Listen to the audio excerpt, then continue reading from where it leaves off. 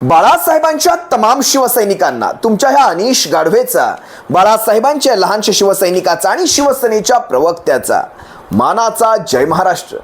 शिवसैनिकांनो, शिवसेना एक वादळ या तुमच्या हक्काच्या व्यासपीठाला तुम्ही सर्व शिवसैनिकांनी लाखोंच्या संख्येने सबस्क्राईब जरूर करा, ही तुम्हा सर्वांना विनंती करतो. आज काँग्रेसची भारत जोडो यात्रा, काँग्रेसची निष्ठा यात्रा ज्यावेळेस ठाणे शहरात पोहोचली, तुम्ही सर्वांनी पाहिलं असाल, टेलिव्हिजनवर पाहिलं असाल, लाखो काँग्रेसी तुम्हाला त्याच्यामध्ये दिसले. आता मला एका गोष्टीचं विशेष वर्णन करायचं आहे. ठाणे शहर आणि काँग्रेसची यात्रा ठाणे शहरामध्ये येते. तुम्हाला काही गोष्टी महत्त्वाच्या जाणून घेणं फार गरजेचं आहे, कारण तुम्हा सर्वांच्या मनामध्ये ठाण्याविषयी एक वेगळी प्रतिमा तयार झाली आहे. उभ्या महाराष्ट्रामध्ये, उभ्या हिंदुस्थानमध्ये ठाण्याविषयी एक वेगळी प्रतिमा तयार झाली. ठाणं म्हणजे गद्दारांचं शहर. ज्या गद्दारीचा उगम ठाण्यामध्ये झाला ते ठाणं, ज्या गद्दारीची पाळंमुळं ज्या ठाणे शहरातून वाढली, ठाणे शहरात रुजली, ते ठाणं. पण तुम्हा सर्वांना मला दुरुस्त करायचंय, या ठाण्याने ती कात केव्हाच काढून टाकली आहे. ती घाणेरडी झालेली त्वचा ठाण्याने केव्हाच काढून टाकली आहे. ठाणं रुपडं बदलतंय. ठाणं आजही शिवसेनेचं होतं, कालही शिवसेनेचं होतं आणि भविष्यातही शिवसेनेचंच राहील. आणि ठाकरे म्हणजे शिवसेना आणि शिवसेना म्हणजे ठाकरे, या व्यतिरिक्त ठाण्याचं समीकरण नाही. मी काल परवाच्या माझ्या न्यूज बाईटमध्ये देखील ठासून, गद्दारांच्या समोर ठासून सांगितलं, ठाकरे म्हणजे शिवसेना आणि ठाकरे म्हणजे मातोश्री, आणि मातोश्री आणि शिवसेनेशिवाय ठाणं होऊ शकत नाही. ठाणं अपूर्ण राहतं. या ठाण्यामध्ये या गद्दारांनी मान्य करावं लागेल, गद्दारांनी आपली पाळंमुळं फार मजबूत केली होती, हे मान्य करावं लागेल. पण त्या पाळंमुळांना सुरुंग लावायचं काम शिवसेना अहोरात्र ठाण्यामध्ये करते. ठाण्याचे खासदार राजनजी विचारे साहेब, धर्मवीर दिघे साहेबांचे पट्ट शिष्य, धर्मवीर दिघे साहेबांच्या विचारांवर चालणारे ठाण्याचे खासदार राजनजी विचारे साहेब. अगदी CBD बेलापूर पासून जो ठाण्याचा लोकसभा चालू होतो तो अगदी मीरा भाईंदर पर्यंत जातो. या राजनजी विचारे साहेबांनी जो काही धुमाकूळ ठाणे शहरामध्ये घातलाय, ठाणे लोकसभेमध्ये घातलाय, त्यांच्या कामाचा झंझावात जो सुरू झालाय, सगळ्या कामांचा काल परवाच मला वाटतं शिवसेनेच्या पक्षप्रमुखांकडे त्यांनी 5 वर्षामध्ये केलेल्या एवढ्या मोठ्या त्या पुस्तकाचं प्रकाशन केलं, ज्यामध्ये त्यांची सबंध कामं आहेत. एका खासदाराने कसं दूरदृष्टीने वागावं, या साऱ्याचा यथायोग्य अहवाल त्यांनी शिवसेनेच्या पक्षप्रमुखांकडे सुपूर्द केला. ठाण्याचे खासदार, खरं तर मी वारंवार एक गोष्ट सांगत आलोय, ठाण्यामधनं जर नरेंद्र मोदींना जरी उभं केलं तर नरेंद्र मोदींचं देखील डिपॉझिट जप्त होईल. ही ठाण्याची एकमेव जागा उभ्या हिंदुस्थानामध्ये. उभं करा, आम्ही खुल्या मीडियावर सांगतो, उभं करा नरेंद्र मोदींना आणि त्यांना त्यांचं डिपॉझिट वाचवायला सांगा. 7.5 लाखांच्या मताधिक्याने ठाण्याचे खासदार विजयी झाले होते. याच्यामध्ये भारतीय जनता पक्षाचं योगदान नाही, याच्यामध्ये एकनाथ शिंदेचं योगदान नाही, याच्यामध्ये शिंदे टोळीच्या कुठल्याही कार्यकर्त्याचं योगदान यासाठी नाही म्हणतोय, कारण त्याही काळामध्ये सारी ठाण्यातली निवडणुकीची फळी यांनी कल्याणमध्ये लावली होती. 19ची गोष्ट करतोय मी. ज्यावेळेस त्यांचे स्वतःचे पुत्र श्रीकांत शिंदे कल्याणमधून उभे होते, त्यांनी सारी यंत्रणा कल्याणमध्ये लावली होती. राजनजी विचारे साहेब यांना त्याही वेळेस मदत झाली नाही. स्ट्रॅटेजिक मदत जी म्हणतो त्याही वेळेस ती मदत झाली नव्हती. या माणसाने कायम शिवसेना संपवण्याचा घाट तेव्हाही घातलाच होता. असो, ठाण्यात ज्यावेळेस शिवसेनेचे 10, 8, 9, 10 असे आमदार निवडून यायचे, त्यावेळेस ज्यावेळेस ठाण्याचं विभाजन झालं नव्हतं. आता विचार करा, ठाण्यातून फक्त 2 आमदार निवडून येतात. सबंध ठाणे जिल्हा, अगदी पालघर सहित मी म्हणेल, आता ठाण्यातून 2 आमदार निवडून येतात. एक असतात प्रताप सरनाईक आणि एक असतात हे स्वतः एकनाथ शिंदे, स्वतःचा कोपरी पाचपाखाडी. मग मला तुम्ही सांगा, ठाण्यामध्ये शिवसेना वाढली की शिवसेना संपली? ठाणे यांच्या अगोदर देखील ह्या एकनाथ शिंदेचा उदय झालाच कधी हो? एकनाथ शिंदेचा उदय 2003-2004च्या काळामध्ये.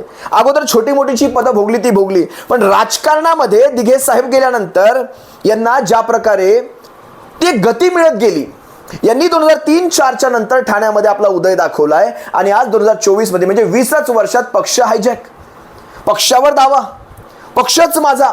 आणि कोण म्हणतं ह्यांनी 40 वर्ष 50 वर्ष पक्षा? अरे काही नाही, हा सारा झूट आहे, सफेद झूट. 2002-03 मध्ये उदयास आलेली ही माणसं, 3 टर्मची आमदारकी, आणि आता हे म्हणतात पक्ष माझा. ठाण्यामध्ये वसंत मराठे होते, मोदा जोशी होते, सतीश प्रधान होते. ठाण्यामध्ये कित्येक शिवसेनेचे नेते होते, रघुनाथ मोरे होते. ठाण्यामध्ये मला वाटतं मनोहर गाढवे, असे अनेक शिवसेनेचे नेते होते, ज्यांनी यांच्या अनुपस्थित देखील ठाण्यामध्ये एक हाती महानगरपालिकांवर सत्ता आणल्या होत्या. त्यावेळेस एकनाथ शिंदे कुठेही नव्हते. मग ती सत्ता कुणी आणली होती? मग ठाणे आमचं, ठाणे आम्ही घडवलं, असं काहीही नाही. ही सारी गद्दारी आहे. पैसा बोलतो, साराच्या सारा पैसा बोलतो. आज ज्या वेळेस काँग्रेसचे अध्यक्ष राहुल गांधी ठाण्यामध्ये आले आणि त्यांनी ठाण्यामध्ये युवकांशी सर्व समाज घटकांशी जो संवाद साधला, तो संवाद पाहता यांना एक मास्टर स्ट्रोक, यांनी म्हणजे संपवलं. एक शेवटचा टच द्यायचा असतो ना, शेवटचा हात फिरवायचा असतो, यांच्या डिपॉझिट जप्तीवर एक शेवटचा हात फिरवायचा असतो, तो अगदी योग्य पद्धतीने राहुल गांधी यांनी केला. मला वाटतं उद्या ह्या यात्रेचा शेवट चैत्यभूमीवर, बाबासाहेबांच्या चैत्यभूमीवर ह्या यात्रेचा शेवट आहे. कारण ज्या बाबासाहेबांनी उभ्या देशाला संविधान दिलं, भारतरत्न डॉक्टर बाबासाहेबांनी उभ्या देशाला संविधान दिलं आणि ह्या संविधानाच्या आधारावरच आपल्या देशाने एवढी प्रगती केली. आपला देश आता जिथे कुठे आहे, ज्या तरावर विश्वामध्ये आहे, तो बाबासाहेबांच्या संविधानावर आहे. आज देशाची प्रगती ह्या बाबासाहेबांच्या संविधानामुळेच होते. ते संविधान संपवण्याचा घाट ज्यांनी कुणी घातलाय त्यांना उत्तर म्हणून उद्या चैत्यभूमीवरच हे यात्रेचा समारोप होणार आहे. आज ठाण्यामध्ये ते होते. ठाण्यामध्ये त्यांनी शिंदेंसकट त्यांच्या बगल बच्च्यांची मस्त बॅटिंग घेतली. अगदी तुफान झोडपलं. ठीक आहे, काही फरक पडत नाही. अगोदरच आम्ही त्यांना अर्धमेल्ल करून ठेवलेलं आहे. पण ठाण्यामध्ये शिंदे गटाची अवस्था अतिशय बिकट आहे. राहुल गांधींनी जे काही देशातले प्रश्न ठाण्यामध्ये मांडलेत, त्या अगोदर ठाण्यातलेच प्रश्न इतके गंभीर आहेत की त्या ठाण्यातल्या लोकांनी, ठाण्यातल्या सर्वसामान्य नागरिकांनी राहुल गांधींच्या प्रश्नाच्या अगोदरच ठरवलं होतं की आम्ही असंही एकनाथ शिंदेंसकट सगळ्यांना पाडणार आहोत. यावेळेस ना भारतीय जनता पक्ष, ना शिंदे टोळी, ना अजित पवारांचे बगल बच्चे, कोणीही नाही. यावेळेस फक्त महाराष्ट्राची निष्ठा, महाराष्ट्राचा स्वाभिमान, या सगळ्या गोष्टींना इतिहास समोर ठेवून मतदान होणार आहे ठाण्यामध्ये. ठाण्यात 7.5 लाखांचं मतदान झालं होतं 2019ला. ठाण्यामध्ये 6 विधानसभा, ऐरोली, बेलापूर, ठाणे शहर, ओळा माजीवाडा, कोपरी, पाचपाखाडी आणि मीरा भाईंदर, या सगळ्यांमध्ये या सगळ्यांची गोळाबेरीज जर केली तर सगळीकडे राजनजी विचारे साहेब हे प्लसमध्ये होते. आणि आता त्यांची स्वतःची कामं, त्यानंतर शिवसेनेमध्ये झालेली ही बंडाळी, शिवसेनेसोबत झालेली ही गद्दारी, या सगळ्यांचा जर एकत्रितपणे तुम्ही विचार केला तर ठाण्याचं हे मतदान जवळपास 2.5 लाखांनी वाढून जवळपास यावेळेस हे मतदान 9 ते 9.5 लाखांपर्यंत जाण्याची दाट शक्यता आहे. ज्या प्रकारची आमची गणितं बोलतात, ज्या प्रकारचे आमचे सर्वे बोलतात, ज्या प्रकारचे आम्ही अगदी तळात घुसून जे अंदाज काढलेत, सर्वे काढलेत, त्याचा अंदाज घेता जवळपास हा आकडा 9.5 लाखांपर्यंत जाण्याची शक्यता आहे. आणि या मतदारसंघात येणारे साहीच्या साही विधानसभा एखाद दुसरा अपवाद जरी सोडला तरी साहीच्या 6 विधानसभांवर महाविकास आघाडी अतिशय भक्कम आहे. आणि त्यातही तुम्हाला चॅलेंज देऊन सांगतो, अगदी चॅलेंज देऊन सांगतो, कोपरी, पाचपाखाडी हा विधानसभा देखील डळमळीत आहे.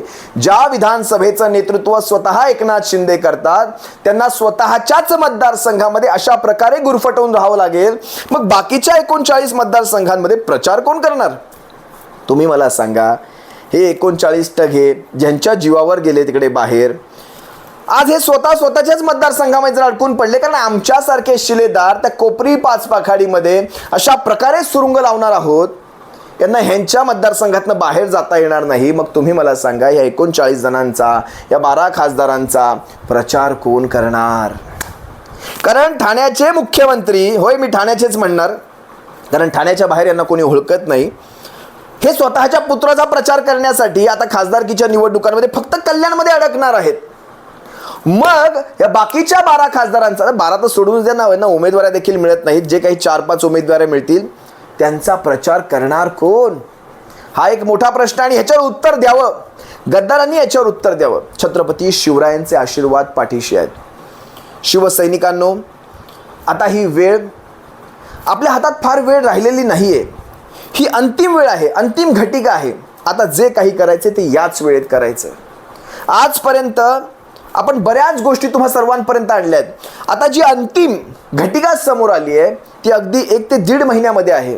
एप्रिल ते मे मध्ये हा कार्यक्रम संपणार आहे.